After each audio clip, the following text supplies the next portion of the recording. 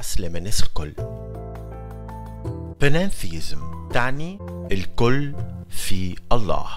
الله ينجم يكون قريب وحاضر، أما ما يتخلطش مع المخلوقات وموش محدود فيهم، هو أسمى وأكبر. تخيل معايا أنت فنان رسمت لوحة، اللوحة فيها جزء من روحك ومن إحساسك ومن فكرتك. الناس تشوف اللوحة وتحس بروحك فيها، أما أنت مش محصور في اللوحة، أنت أكبر منها. الله ظاهر في الخلق، في الجمال، في النظام، في المحبة، لكن ما نحصروهش في هالحاجات، هو أعظم منها. فما شكون يشبه الفكرة وكأنه الله عنده جسم، وبرشا يحبوا الفكرة هذه على خاطرها تقربهم منه.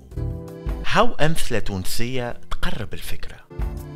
ينجم شخص يقول الله فيا وفيك وفي الشجر، هو حاضر في الكون، ينجم يتجلى فيه أما ما يتساواش معاه، خاطر الكون جزء صغير منه. تحس بروح الله في كل شيء، أما تعرف اللي الله مش هو كل شيء.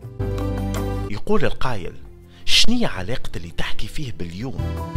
نحب نقولك اللي فما علاقة. البانثيزم يحاول اليوم يجمع بين الإيمان بالله، بالعلم الحديث، وحس المسؤولية في التعامل مع البيئة. كيفاش؟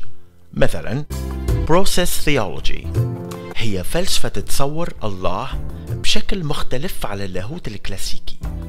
الله هوني مش جامد ولا كلي السيطرة، أما عنده علاقة حية مع الكون، هو قابل للتغير ويتفاعل مع الأحداث ويتأثر باللي يعيشه الخلق. الله مش كلية القدرة بالمعنى التقليدي، ما يفرضش حاجة بالقوة المطلقة، أما يوجه المخلوقات للخير بحرية. عنده قطب مادي يخليه يعيش الزمن ويشارك المخلوقات معاناتهم وأفراحهم في اللحظة. الله أقرب وأرحم، يحس باللي يعيشه البشر والكائنات ويشاركهم التجربة الكونية بكل تفاصيلها. بانثيزم الكل في الله. فكر معي.